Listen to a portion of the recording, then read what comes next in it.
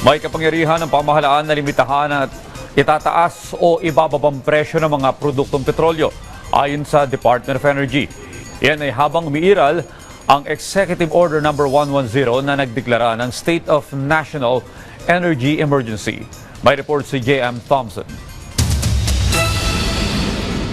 Sa muling pagbaba ng presyo ng produktong petrolyong, tumaas ang pag-asa ng mga tsuper at motorista na magtutuloy-tuloy ito hanggang makabangon sila. Kagaya na lamang ng driver na si Joshua Bailon, 3 linggo na siyang hindi nakakapagpadala sa kanyang pamilya na nasa probinsya dahil kahit tuloy-tuloy ang pasada, hindi naman nagiging sapat ang kanyang kinikita.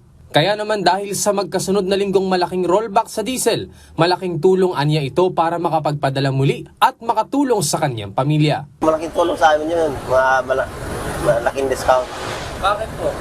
Kasi yung discount na yan, punta na sa amin yan. Dapat matuloy-tuloy na yung pagbaba, ibalik natin yung 55 na diesel.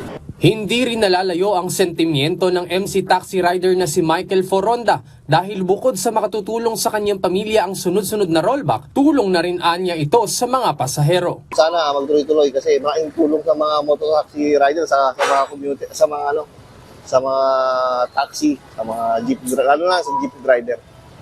Kasi nawawalan talaga sila ng pasahero. Epektibo na ngayong araw ang malaking tapyas sa presyo ng diesel. Aabot sa 24.94 pesos kada litro ang ibinaba ng diesel, habang ang gasolina ay 3.41 pesos kada litro ang tapyas sa presyo, habang ang kerosene, 2 piso ang bawas presyo. Mas malaki ang ibinaba ngayong Martes kumpara noong nakaraang linggo dahil sa loob lang ng 2 linggo, umabot na sa 45 pesos ang ibinaba ng presyo ng diesel.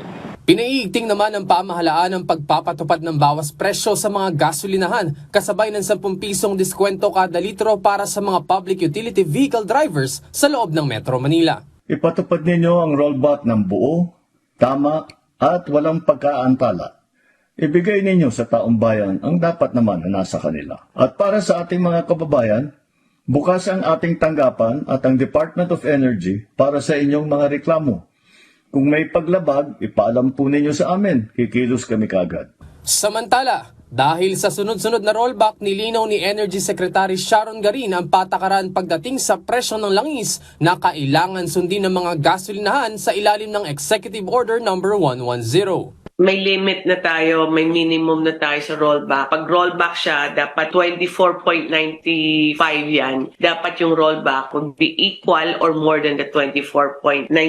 So pwede siyang maging 25, pwede siyang maging 26, pero hindi siya pwedeng 20 lang. So kailangan sundan ng oil companies. Yun po, na-announce din ng presidente nung Friday yan. Pero pag increase siya, pag sinabi ng DOE na 10 piso lang halimbawa yung increase, hindi siya pwedeng sumobra. So that's our new rules now.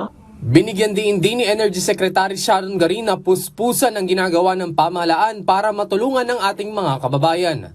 Sa katunayan, sapat ang supply ng langis sa bansa na aabot sa 54 na araw ang itatagal ng produktong petrolyo batay sa huling inventaryo ng DOE.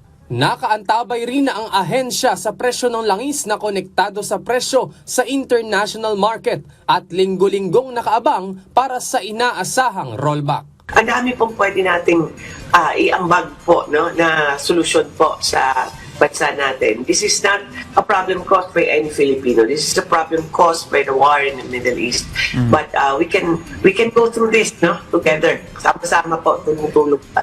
J.M. Thompson para sa Pambansang TV sa Bagong Pilipinas.